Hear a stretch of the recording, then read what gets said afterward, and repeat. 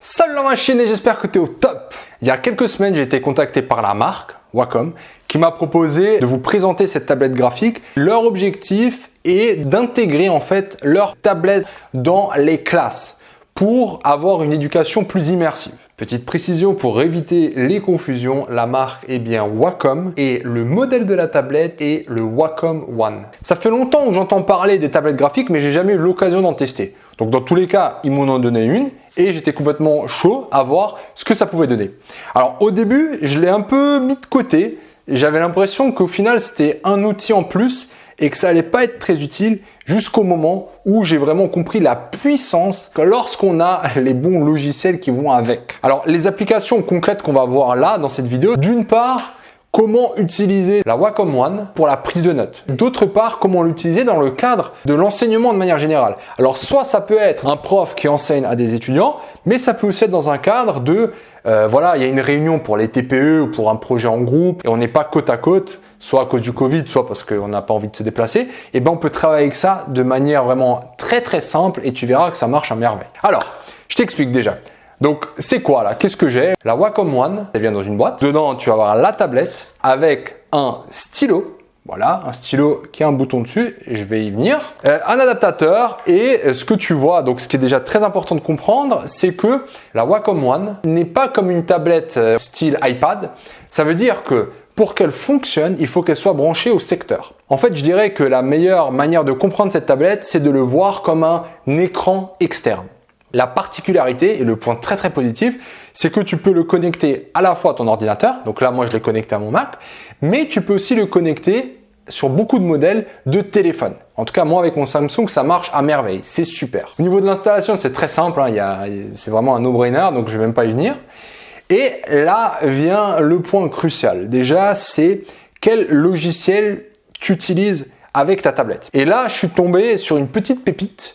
C'est OneNote. C'est de Microsoft. Alors, j'ai vu que je l'ai sur le téléphone. J'ai pu le télécharger gratuitement sur l'App Store. Et là, tu vas avoir en fait tes notes. Donc, tu as tes bloc-notes, ils appellent ça. Donc là, moi, en bloc-notes, j'ai, tu vois bien, mon bloc-notes, cours en groupe, matrix. Je peux mettre là ce que je veux. Donc, par exemple, je peux mettre test. Juste pour te montrer un petit peu au niveau des fonctionnalités. Donc, très simple, on a un stylo. Donc, déjà, ce stylo, tu peux régler ce bouton-là. Moi, je l'ai réglé sur un bouton effacer. Tu peux que utiliser le stylo pour naviguer sur la tablette. C'est-à-dire que là, si je mets les doigts, il n'y a rien qui se passe. Ça, c'est plutôt cool. Alors, à quoi ça ressemble? Une utilisation très simple. On a là, en haut, dans l'onglet Dessine, tu vas avoir le stylo, le marqueur et le feutre et une gomme. Donc, le stylo, eh ben, c'est parti, hein. Salut la machine. Ensuite, au niveau du marqueur, eh ben, le marqueur, voilà, le marqueur, il est cool. Le highlight, donc c'est un surligneur pour surligner les mots dans un texte, dans un chapitre, peu importe. Ok, donc ça, c'est les choses très basiques que tu peux faire. Tu peux choisir ta couleur. Là, tu as vraiment toute la palette. Hein. Tu vois, là, je peux changer de couleur. Allez, qu'est-ce qu'on va prendre de beau en couleur? Donc là, bim, je surligne. Top. En outil très intéressant dans l'idée prise de notes, comme je t'ai dit, supposons que là, ces deux textes sont un peu trop collés. Et ben en fait, ce que je peux faire, je peux utiliser cet outil lasso. Il va venir entourer ça et là, je peux le déplacer. Ça, c'est super. Ça, c'est vraiment l'avantage par rapport à la feuille. Et ben, une fois que c'est sur la feuille, tu peux rien faire. Tandis que là, si, tu peux faire. Il y a des petites subtilités, donc le stylo, faut pas trop le lever et tout. Mais une fois que tu as compris ces petits trucs, il n'y a pas de stress. Aussi, ce qu'il y a, c'est l'outil insert. En fait, c'est un peu dans la même idée, sauf que là, ça va donner plus d'espace. J'aurais bien voulu mettre une image ici. Là, maintenant, tu as la place pour mettre une image. Tu vois. Pour effacer, tu cliques sur le bouton. Et là, boum, c'est fait aussi en 2 secondes. Et après, tu as les classiques. Hein. Si tu as aussi envie d'écrire avec un texte, bah, tu peux aussi écrire au clavier, en fait. Bim. Boum, et voilà. Ce que je veux te montrer maintenant concrètement, donc là j'ai fait un test avec quelqu'un et ça a très bien marché. C'était un petit truc sur les fractions.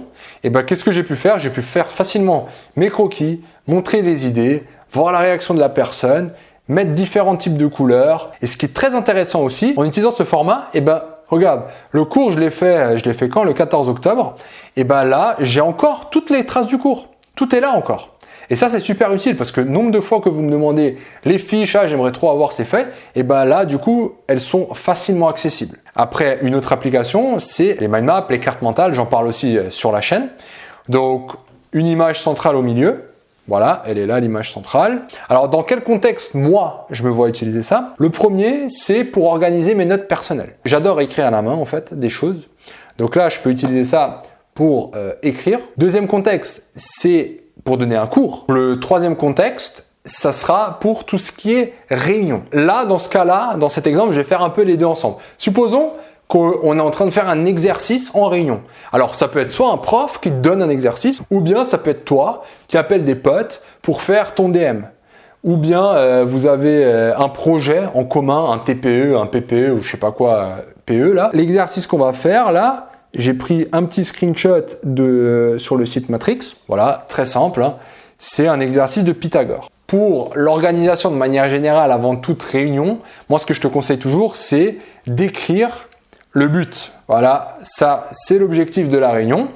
Et maintenant, tu vas travailler dessus. Donc là, on est en appel, on est à plusieurs et on va pouvoir discuter, on va pouvoir analyser ça ensemble. Ce qui est très intéressant lorsque tu insères une image, c'est que cette image, une fois insérée, eh bien en fait, tu peux la noter. Si bientôt on fait un live où on va faire des exercices ensemble, exercices pour le bac ou peu importe, et bien là, regarde, je serai là, abaisser un triangle rectangle en B, bam bam, ok? Et on a les informations, tac et tac. Quelle est la longueur de AC? Donc AC, je vais le mettre en bleu clair, comme ça là, je vois aussi AC en bleu clair. Et après, c'est parti, hein, je peux commencer à noter des choses. Je peux dire par exemple, ah tiens, ça s'appelle l'hypoténuse. Okay, donc ça, c'est ce que je cherche. Hein. L'objectif, c'est ça. Et les hypothèses que j'ai, hein, A, B et BC. Donc on a la longueur des côtés adjacents. Donc après, qu'est-ce qu'on va utiliser, hein? Donc tu vois bien on peut jongler avec tout ça. Tac, on va utiliser l'outil. Voilà, nickel. Donc au final, il reste plus qu'à faire une rédaction et de conclure. Super utile pour annoter, pour travailler en groupe, pour pointer ci et ça et ça. Aussi dans la collaboration, en fait, là en haut, tu peux partager. Du coup, tu peux être à plusieurs sur le book là. Donc voilà une application super intéressante. Alors en termes de prise de notes, c'est vrai que maintenant un cours d'histoire, moi j'ai l'impression qu'au clavier j'irai plus vite. Ce qui se passe par contre en maths, physique, chimie, SV, en fait je dirais tout ce qui est un peu sciences, mathématiques, et ben souvent il y a des petits symboles ou des graphes à faire. Ça veut dire que quand tu dois commencer à écrire des sommes de n est égal à 1 jusqu'à 20 de xn, tu vois, par exemple, est égal à n sur n plus 3 sur 2 de n. Pour ce type de formule, ça va encore, mais il suffit que dans la foulée, tu aies une matrice, que tu aies un graphe, que tu aies des petits trucs comme ça, que très vite, ça va aller trop vite au tableau pour toi. Aussi, en utilisant les outils de Microsoft, tu as PowerPoint, Excel, Word, qui sont très bien faits parce que tu peux prendre un Word ou un Excel ou une présentation PowerPoint et directement faire des annotations dessus. Comme ça, la personne directe, elle voit ce qu'elle a besoin de changer et tu n'as pas besoin de faire 4 allers-retours. Donc, super bien intégré tout ça. Maintenant, concernant les types de tablettes, eh ben, tu vas avoir en fait une entrée de gamme. Alors, l'entrée de gamme, alors ça, c'est un touchpad. Hein. Mais une entrée de gamme, elle ressemble limite à ça. Ça ressemble limite à ça. C'est une petite tablette graphique comme ça, un peu plus grande, j'ai l'impression. J'ai l'impression que c'est aux alentours de 50-70 €. Alors, celle-là, en fait, l'utilisation, c'est que tu as un stylo, le même. Sur la tablette, tu n'as pas l'écran. Donc, du coup, il y a un coup de main à prendre. Mais, encore une fois, c'est juste un coup de main à prendre. J'ai vu des personnes qui dessinent en utilisant ça. C'était juste impressionnant. Donc, c'est un coup de main à prendre. Le point, je dirais, le plus agréable avec une petite tablette graphique, c'est que c'est super lorsque tu as besoin de la transporter. Super. Ça se branche directement à ton ordinateur, donc tu n'as pas besoin d'un câble qui va au secteur. Donc ça, c'est aussi très intéressant. Et aussi au niveau du prix, si tu as envie d'une solution économique, je te conseille d'aller vers ça. Okay, même si je ne l'ai pas testé, apparemment, ça a l'air super. Ensuite, tu as ce que je dirais les intermédiaires, donc celle-ci, la Wacom One. Donc ça, c'est quelque chose quand même très agréable à travailler dessus. Tu as l'écran, c'est joli, franchement, c'est top. C'est entre 300 et 400 €. Ce que j'adore de cette tablette, par rapport à maintenant tout ce qui est iPad et tout ce qui est tablette plus sophistiquée, c'est qu'elle n'a qu'une fonction. C'est le travail, la productivité, l'organisation. A priori, tu sais que ça, quand tu l'as devant toi, ça va charbonner. Et ça, c'est super bien. En plus de ça, tu sais que tu n'auras pas tous les ans besoin de faire une mise à jour pour rester à la page ou non, parce que c'est comme un écran externe en fait. Un écran externe, une fois que tu as acheté un grand écran externe, et ben tu t'en fous si c'est 1 cm plus fin que l'autre. Ok, donc ça, très très utile. Je ne sais pas si comme moi, tu n'as peut-être jamais eu le temps ou l'occasion d'explorer cet univers, et j'ai l'impression qu'en fait ça ouvre juste des portes illimitées en termes d'organisation, en termes de productivité, en termes de... Bref, c'est magnifique. Si tu as besoin d'informations supplémentaires par rapport à cette tablette, en tout cas celle-là, moi je peux la recommander, hein, clairement.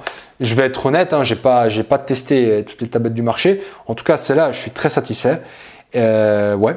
Et moi, ce que je vais faire prochainement avec ces tablettes, c'est 1, les lives sur YouTube. 2, peut-être même les cours sur YouTube, j'utiliserai peut-être la tablette parfois. L'autre, ça sera pour Matrix Academy. Donc ça va être dans le pack mode machine. Il y aura des lives toutes les semaines, 2 lives par matière. Donc moi, a priori, les lives de maths, je vais les faire là-dessus. Pourquoi ? Parce que comme ça, si on a envie de faire des exercices, je peux facilement les importer. Je peux annoter dessus. J'ai pas besoin d'imprimer mes exercices. Tout est là. Et puis après, pour vous qui avez suivi le live, eh ben, il suffit que j'exporte cette page en PDF ou peu importe, et elle sera accessible pour vous. Donc c'est magnifique, tout le monde est gagnant et c'est super. Et puis dernière utilisation que je ferai aussi certainement, c'est les cours en présentiel à Paris avec l'Institut Matrix, soit les cours au tableau directement et je les filme, hein, donc pour ceux qui seront pas à Paris, ou bien je peux aussi être assis tranquille face à vous, écrire là et c'est projeté derrière. On est bon ? Donc, dans tous les cas, je te dis à bientôt, peut-être pour un live, pour une carte mentale, un mind map en direct sur un chapitre. Magnifique journée encore à toi et reste au top la machine.